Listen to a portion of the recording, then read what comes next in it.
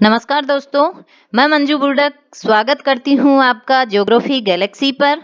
तो आइए कुछ मोटिवेशनल पंक्तियों के साथ आगे बढ़ते हैं। तेरे गिरने में तेरी हार नहीं, तू इंसान है अवतार नहीं। गिर उठ चल दौड़ फिर भाग, क्योंकि जीवन संक्षिप्त है इसका कोई सार नहीं। तो आइए हम पढ़ रहे थे ज्योग्राफी, जिसमें हमारा आज का पाठ होगा ज्वालामुखी। तो आइए हम अपने टॉपिक के बारे में सबसे पहले कुछ सामान्य बातें करते हैं। देखिए, ज्वालामुखी जो शब्द है, जो आपके सामने जो हेडिंग है अपने टॉपिक की, ज्वालामुखी, ये आपको साफ दिख रहा है कि ज्वाला और मुखी दो शब्दों से बना हुआ है। ऐसा मुख, धरातल पर ऐसा मुख या ऐसा कोई छिद्र जिससे ज्वाला निकल रही है, उसको हम सीधे अर्थों में ज्वालामुखी कह देंगे। अब देखिए, आपसे मैं एक बात कहना चाहूंगी या क्वेश्चन करना चाहूंगी कि आपने टीवी, मोबाइल, न्यूज़पेपर या कहीं बुक्स में ज्वालामुखी का चित्र तो जरूर देखा होगा। ज्वालामुखी का चित्र तो आपने जरूर देखा होगा। तो आपके दिमाग में ये क्वेश्चन जरूर आए होंगे कि क्या ये ज्वालामुखी क्यों निकलता है? ज्वालामुखी आखिर निकलता क्यों है और ये कहाँ से आता है? आता कहाँ से है ऐसे पदार्थ? ये तप्त जो पदार्थ है कहाँ से आ रहे हैं? क्या पृथ्वी अंदर से आग है पृथ्वी के अंदर जो बाहर निकल रही है, या फिर पृथ्वी के अंदर ऐसा क्या है जिससे जिससे ये चीजें बाहर आ रही है और ये अलग अलग वक्त पर सक्रिय होता है फिर ये रुक जाता है? ऐसा क्यों होता है? ये ज्वालामुखी विशेष जगहों पर ही क्यों आता है? ये सब तमाम जो क्वेश्चन हैं आपको परेशान तो करते ही होंगे। इस इमेज इस चित्र को देखकर ऐसा तो होना वाजिब है अपने आपके दिमाग में कि ये चीजें आखिर कैसे होती है, पृथ्वी के अंदर ऐसा क्या है, या फिर विशेष जगहों पर पर्टिकुलर उन स्थानों की बात करें हम जहां ज्वालामुखी निकलते हैं, क्या वहीं पर क्यों आता है ज्वालामुखी, या कभी कभी क्यों आता है, कभी फिर क्यों रुक जाता है? ऐसी बहुत सारी चीजें हम इस टॉपिक में पढ़ने वाले हैं, समझने वाले हैं। तो आप लगातार बने रहें। देखिए, मेरा आपको कहना यह है मेरे सब्जेक्ट के बारे में कि जो ज्योग्राफी सब्जेक्ट है बड़ा ही इंटरेस्टिंग सब्जेक्ट है।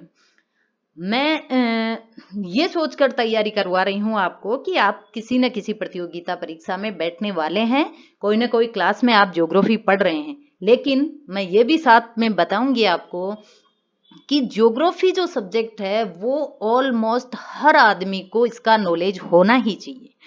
बहुत सारी चीजें ऐसी है जो हमारे आंखों के सामने होती है। ये कोई रटने वाली चीजें नहीं है कि पहले ऐसे हुआ था, वो डेट रट लो, ये हुआ था, वो हुआ था। ये सब जो ज्योग्राफी वाला मटेरियल है वो सब अपने सामने घटित होता है। तो एक इंसान के दिमाग में ये क्वेश्चन आने वाजिब हैं कि आखिर क्या होता है ऐसा? कभी मौसम सर्दी, कभी गर्मी, कभी दिन में ही 2-3 तरह का मौसम चेंज हो जाता है। ठीक है, कहीं ओले पड़ते हैं, कहीं बारिश आती है, कहीं सूखा है, कहीं मिट्टी ऐसी है, कहीं वैसी है, कहीं फसल अच्छी होती है, वही फसल कहीं दूसरी जगह बोए तो अच्छी नहीं होती। और ये मौसम की कहानियां तो पता नहीं इतना कंफ्यूज कर देती है हम सबको कि आखिर ये चीजें होती कैसे है। तो ये चीजें, ये सारी जानकारी, ये तमाम क्वेश्चन आपके दूर होते हैं ज्योग्राफी सब्जेक्ट में। मेरा कहना तो यह है कि आपको, आप जो भी कर रहे हैं, आप जो भी हैं, आपको थोड़ा ज्योग्राफी का नॉलेज तो होना ही चाहिए, ताकि जब भी आंधी आए, भूकंप आए, ज्वालामुखी आए, तूफान आए, तो आपको परेशान नहीं करे ये चीजें कि आखिर ये जो घटना घटी है वो क्यों हुई, आज ही क्यों हुई, ये कैसे बना, ये गर्मियों में क्यों हुआ, ये सर्दियों में क्यों हुआ। बहुत सारे क्वेश्चन अपने आप सोल्व होते जाएंगे। अच्छा, ये चीज ऐसे हुई क्योंकि पहले हवा रुकी हुई थी, ये हुआ, न्यून वायुदाब हुआ, उच्च वायुदाब हुआ, ये चक्रवात आया, ये प्रतिचक्रवात आया। बहुत सारी चीजें आपकी अपने आप सोल्व हो जाएगी। तो थोड़ा नॉलेज आपको ज्योग्राफी का रखना चाहिए। और ये चीजें बहुत ही इंटरेस्टिंग है क्योंकि ये हमारे सामने, आंखों के सामने घटित होती है सब चीजें, तो पढ़ने में बहुत अच्छा लगता है। हाँ, तो हम अपने टॉपिक पर आते हैं। सबसे पहले ज्वालामुखी की परिभाषा की बात करेंगे हम कि वह स्थान जहां से होकर गैसें, राख, तरल चट्टानी पदार्थ और लावा आदि सब पृथ्वी के धरातल पर जहां आते हैं, वो वाला जो छिद्र है या मुख है, उसको बोलते हैं हम ज्वालामुखी। वह स्थान जहां से होकर गैसें, राख, तरल चट्टानी पदार्थ, लावा आदि पृथ्वी के धरातल तक पहुंचते हैं। ठीक है, नेक्स्ट बात करेंगे हम थोड़ी सामान्य जानकारी ज्वालामुखी के बारे में। तो देखिए, तरल चट्टानी पदार्थ दुर्बलता मंडल से धरातल पर आता है। सबसे पहली बात, कहां से आता है? दुर्बलता मंडल। बात करें हम दुर्बलता मंडल की, तो हमने पढ़ लिया कि क्रस्ट और जो मेंटल है, मध्य मंडल है, उन दोनों के बीच में एक परत है ऐसी 100 किलोमीटर गहराई के लगभग, जो दुर्बलता मंडल है। इन दोनों उपरोक्त अभी जो मैंने जिक्र किया क्रस्ट और मेंटल का, इन दोनों के बजाय उसका जो घनत्व है वो काफी कम है, यानी वो बिल्कुल तरल तो नहीं कह सकते पर अर्ध तरल अवस्था में है। उस मंडल को हम दुर्बलता मंडल कहते हैं, और वहां से होकर ये जो लावा है हम देखते हैं ज्वालामुखी से बाहर आता है, वो लावा दुर्बलता मंडल से आता है। ठीक है, एक बात आगे बढ़िए। जब तक धरातल के अंदर होता है उसे हम कहते हैं मैग्मा। ज्वालामुखी से जो पदार्थ बाहर निकलता है वो जब तक धरातल के अंदर होता है उसको मैग्मा कहते हैं, और जो ही धरातल पर पहुंचता है, धरातल के बाहर पहुंचता है, उसको हम लावा बोल देंगे। तो मैग्मा और लावा में कोई कंफ्यूजन नहीं, क्योंकि मैग्मा भी वही चीज है और लावा भी है। बात है तो इसके स्थान की है, धरातल के अंदर मैग्मा। क्वेश्चन यहां से आता है आपको, धरातल के अंदर मैग्मा और धरातल के बाहर लावा।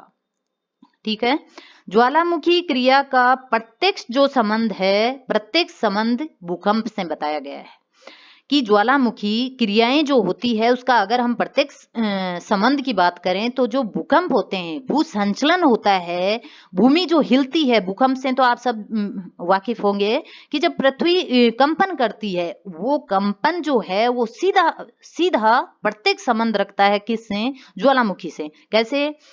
जब दो प्लेटें, भूकंप भी पढ़ेंगे हम आगे, जब दो प्लेटें इधर उधर खसकती है, मतलब दो प्लेटें पास में आ रही है या दूर जा रही है, उनमें जहां संचलन हो रहा है, गतिविधियां हो रही है, जो आंतरिक पृथ्वी के अंदर जो गतिविधियां हो रही है, उसका जो संबंध है वो सीधा ज्वालामुखी से है। क्योंकि जब पृथ्वी की प्लेटें इधर उधर खसकेगी तो जो अंदर जो तप्त पदार्थ है, जो गैसेज हैं, वो बाहर आने की कोशिश करेंगी, क्योंकि उन्हें जगह मिलेगी बाहर आने के लिए। ठीक है, आगे, जो पृथ्वी की सतह पर आकस्मिक परिवर्तन लाने में समर्थ होते हैं, भूकंप वगैरह ये जो हैं, इनसे सीधा संबंध होता है ज्वालामुखी का। और जो आकस्मिक परिवर्तन, आकस्मिक यानी अचानक जो परिवर्तन होता है, जो चेंजिंग होता है, वो लाने में समर्थ होते हैं।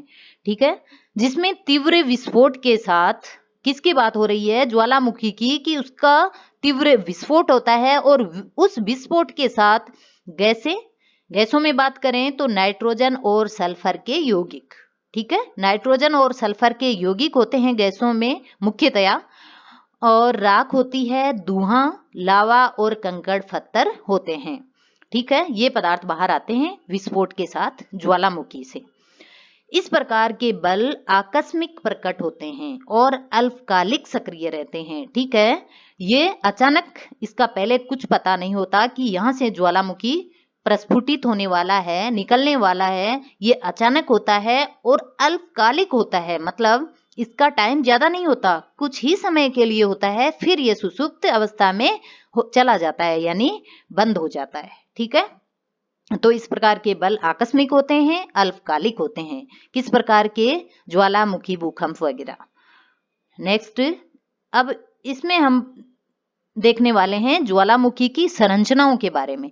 ज्वालामुखी कुछ संरचनाएं बनाता है। ज्वालामुखी जब धरातल पर आता है या फिर धरातल के अंदर भी कुछ संरचनाएं बनाता है, उन संरचनाओं के बारे में पढ़ेंगे कि बाहर जो धरातल के ऊपर कौन कौन सी संरचनाएं बनाते हैं ज्वालामुखी। इसके बारे में हम थोड़ा सा नॉलेज लेंगे यहाँ। बाकी एक एक चीज के बारे में नेक्स्ट वीडियो में मैं आपको इसका काफी मतलब विस्तृत चर्चाएं करेंगे हम इन एक एक के बारे में। तो यहाँ देख लीजिए आप, सबसे पहले ज्वालामुखी शंकु की बात हो रही है। तो ज्वालामुखी शंकु लावा का छिद्र के चारों ओर क्रमशः जमा होना, ठीक है। जो छिद्र होता है ज्वालामुखी का, उसके चारों ओर अगर क्रम से लावा का जमा होता है तो उसे हम ज्वालामुखी शंकु कहते हैं। मैं इन सब चीजों की इमेज आपके सामने लाऊंगी नेक्स्ट वीडियो में, सब दिखाऊंगी मैं। शंकु क्या है, पर्वत कैसे बनता है, निकास नली क्या होती है, क्रेटर क्या होता है, ये सब तमाम जो चीजें हैं ज्वालामुखी से बनने वाली, उन सब संरचनाओं की आपको चित्र उपलब्ध कराऊंगी और बताऊंगी एक एक चीज के बारे में। यहाँ आप इसके बारे में थोड़ा सामान्य जानकारी ले लो। ज्वालामुखी पर्वत अगर शंकु काफी बड़ा हो जाए, जिसकी बात हमने अभी ऊपर की है, तो वो शंकु अगर थोड़ा बड़ा हो जाए तो उसको हम ज्वालामुखी पर्वत बोल देते हैं।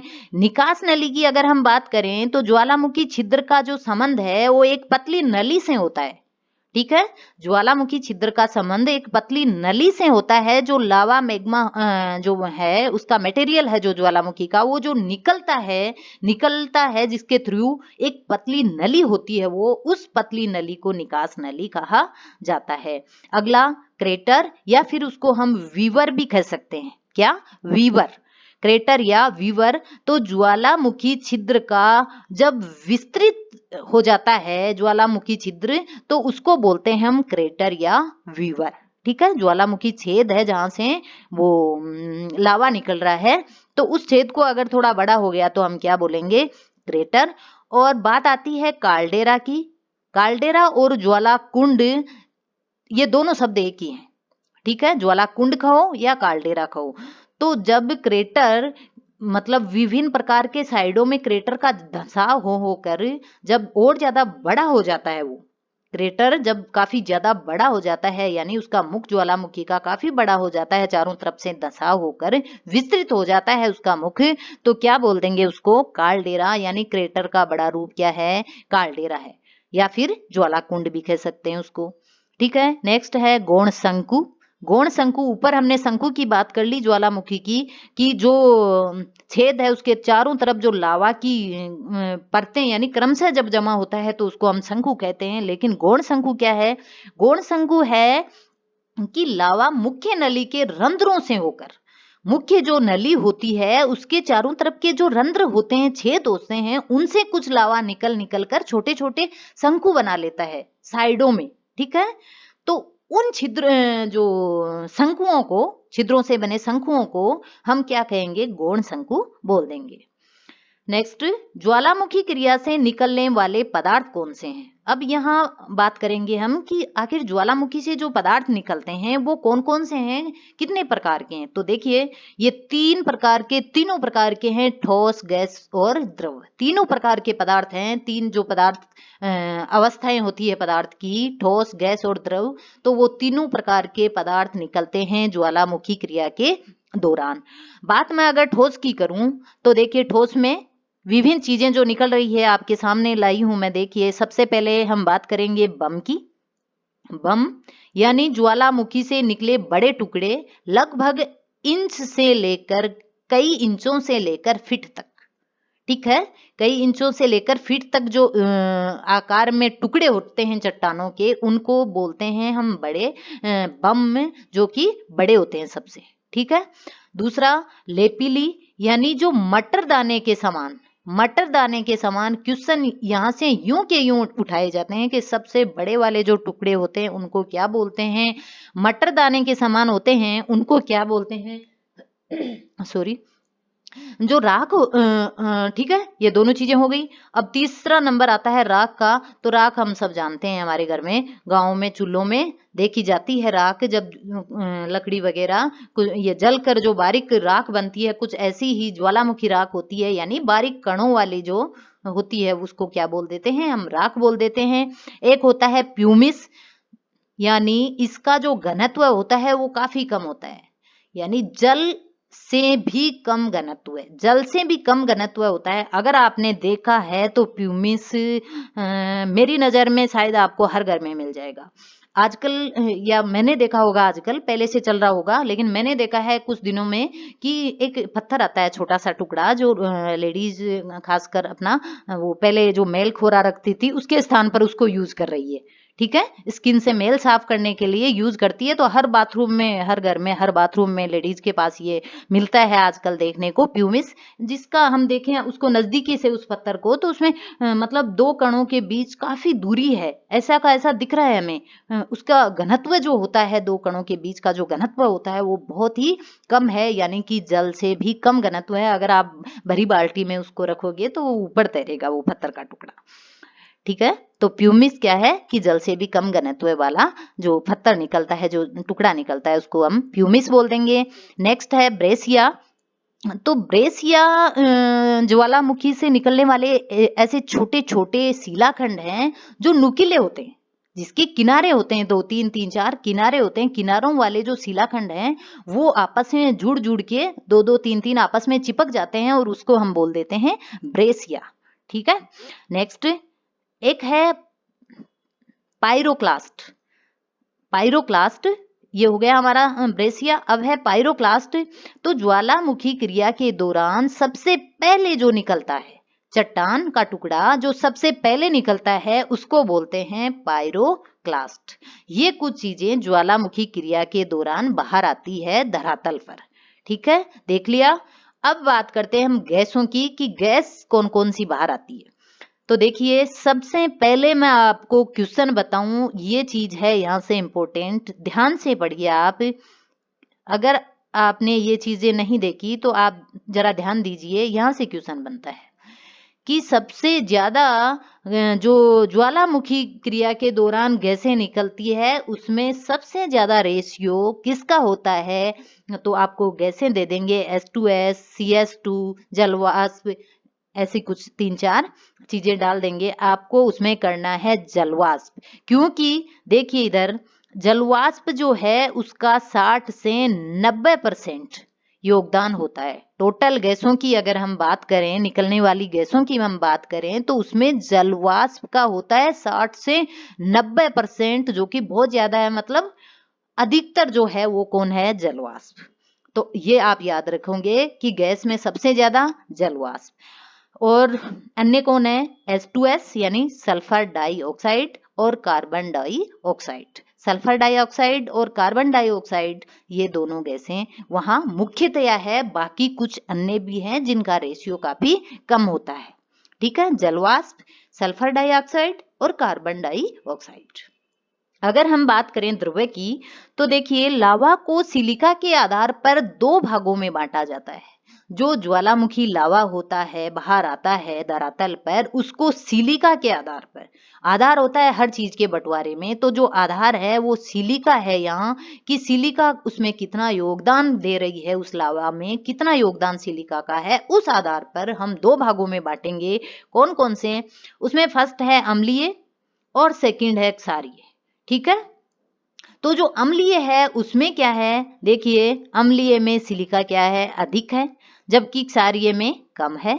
अम्लीय जो लावा है वो थोड़ा गाढ़ा होता है, जबकि क्षारीय लावा हल्का होता है। ये चिपचिपा है अम्लीय, जबकि ये थोड़ा पतला होता है। और अम्लीय लावा का रंग की बात करें तो पीला रंग होता है, जबकि क्षारीय लावा का रंग काला होता है। उदाहरण की हम बात करें तो जो अम्लीय लावा से बना हुआ शंकु आपको मिलेगा इटली के स्ट्राम्बोली ज्वालामुखी में। इटली का जो लिपारी द्वीप है, भूमध्य सागर में इटली का जो लिपारी द्वीप है, वहां मिलता है स्ट्राम्बोली ज्वालामुखी। वहां जो शंकु पर्वत जो बना हुआ है वो है अम्लीय लावा से। ठीक है, ये इसका एग्जाम्पल है, कौन, स्ट्राम्बोली। ठीक है, नेक्स्ट अगर हम क्षारीय की बात करें तो क्षारीय का उदाहरण देखा जाए, क्षारीय का उदाहरण अगर हम देखें तो देखिए हवाई द्वीप। हवाई द्वीप का जो मोनोलोवा शंकु है, हवाई द्वीप का मोनोलोवा शंकु वो बना हुआ है क्षारीय लावा से। ठीक है, हवाई द्वीप का मोनोलोवा शंकु हो गया क्षारीय से, और अम्लीय लावा से इटली का स्ट्राम्बोली। ठीक है, ये तीनों पदार्थ, तीन तरह के पदार्थ जो निकलते हैं, उसमें मुख्य मुख्य रोल किसका होता है, क्या होता है, क्या क्या बनावट के कौन से पदार्थ निकलते हैं, ये सब चर्चाएं इसमें हमने की है। आगे देखिए, आगे की स्लाइड है ज्वालामुखी उद्गार के प्रमुख कारणों की। आखिर जो ज्वालामुखी उद्गार हो रहा है उसके प्रमुख कारण क्या है? कितनी मतलब सबसे जो अहम बात है वो यही है कि जो ज्वालामुखी उद्गार हो रहा है उसके सबसे पहले तो आप हमें कारण बताओ, किन कारणों से ज्वालामुखी यहाँ धरातल पर पहुंचता है और ये जो लावा है बाहर लाता है, ये चीजें कहाँ से उत्पन्न होती है, इसके कारण क्या हैं वो पढ़ना है हमें। तो सबसे पहले अगर हम बात करें तो भूगर्भ में जो अत्यधिक तापमान है, भूगर्भ में अत्यधिक तापमान है उसके कारण लावा बाहर आता है गर्म होकर। अंदर भूभाग जो गर्भ के अंदर जो चट्टानी पदार्थ है वो गर्म होकर लावा बनकर बाहर निकलता है। तो देखिए अधिक गहराई पर तापमान ज्यादा है, ये हमें पता है कि पृथ्वी के जैसे जैसे अंदर जाएंगे हम तापमान बढ़ता जाएगा। तो अधिक गहराई पर तापमान ज्यादा बढ़ने से पदार्थ पिघल जाते हैं। ठीक है, अधिक गर्मी तापमान होगा तो पदार्थ पिघलेंगे। वो पदार्थ कमजोर भाग को, धरातल का जो कमजोर भाग जहां भी दिखेगा उसको, पृथ्वी का कमजोर क्रस्ट का कमजोर भाग जहां दिखेगा वहां उसको तोड़कर बाहर निकलने की कोशिश करते हैं और बाहर आते हैं। तो ठीक है, इसमें हो गया अत्यधिक तापमान, यानी तापमान के कारण पृथ्वी का जो आंतरिक जो पदार्थ है, चट्टानी पदार्थ है, वो पिघलता है और उसको कमजोर भाग की खोज रहती है कि कहाँ थोड़ा सा कमजोर भाग मिले और उसको तोड़कर मैं बाहर निकलूं। ठीक है, कारण एक हो गया तापमान। दूसरा है कि कमजोर भूभाग, दूसरा कारण है कमजोर भूभाग की किसी, अपन देखते हैं कि किसी स्थान विशेष पर ही भूकंप क्यों निकलता है, तो इसका एक ये कारण है कि वहां का भूभाग कुछ कमजोर होता है, वहां की प्लेटें इधर उधर कसकी हुई होती है, वहां का जो भूक्रस्ट है वो कुछ कमजोर होता है। तो उस चीज का फायदा उठाकर जो तप्त लावा है, जो पिघला हुआ लावा है अंदर का, वो बाहर निकलता है। ठीक है, नेक्स्ट है गैसों की उत्पत्ति। ठीक, कि गैसों की किस प्रकार उत्पत्ति होती है अंदर। तो देखिए ज्वालामुखी उद्गार के लिए जलवाष्प जो है, जिसकी हमने ऊपर बात कर ली, जलवाष्प सबसे अधिक जिम्मेदार है। ज्वालामुखी उद्गार के लिए सबसे अधिक जिम्मेदार कौन है? जलवाष्प है। देखिए एक कॉमन सी अगर हम बात करें तो हर घर में प्रेशर कुकर मिल ही जाएगा लगभग। ठीक है, प्रेशर कुकर में जब हम ऊपर की जो प्लेट है उसको बंद कर देते हैं, ऊपर का जो ढक्कन है उसको बंद कर देते हैं और गैस ऑन कर देते हैं, अंदर तापमान बढ़ रहा है। ठीक है, और जल है, खाना बन रहा है तो वाष्प बन रही है, जल गर्म हुआ और क्या बनी?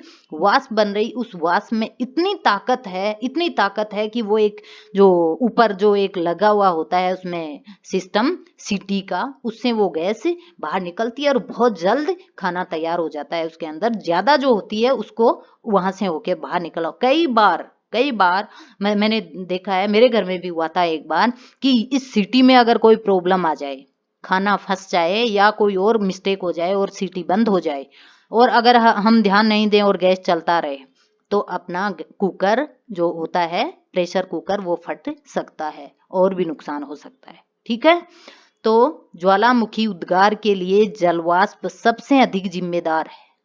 अब जलवाष्प बनी कैसे वहां, वो देखिए।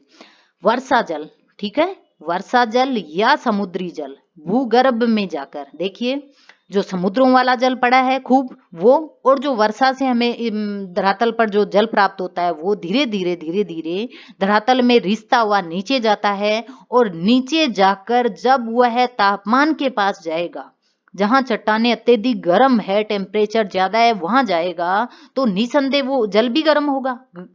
अगर जल गर्म हुआ तो वाष्प बनेगी, वो वाष्प कहीं न कहीं चट्टानों को तोड़कर बाहर निकलने की कोशिश करेगी, ठीक उसी तरह जैसे कि प्रेशर कुकर में जलवाष्प बाहर आने की कोशिश करती है। जब सीटी बजती है तो आप देखते हो कि खाने के छोटे छोटे टुकड़े भी आते हैं, लेकिन सबसे जो ज्यादा कौन आ रहा है? जलवाष्प। और नहीं देखा तो आप ध्यान से देखिएगा कि जब सीटी बजती है और जलवाष्प वो सीटी बजती है तो उसके पास जाके अपना हाथ लगा के देखिएगा कितनी गर्म होती है और कौन आ रही है सबसे ज्यादा बाहर? जलवाष्प।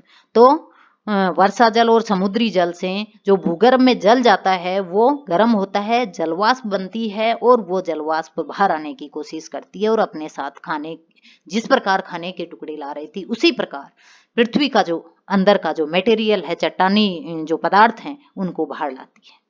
ठीक है। फोर्थ है भूकंप। फोर्थ कौन है? भूकंप है।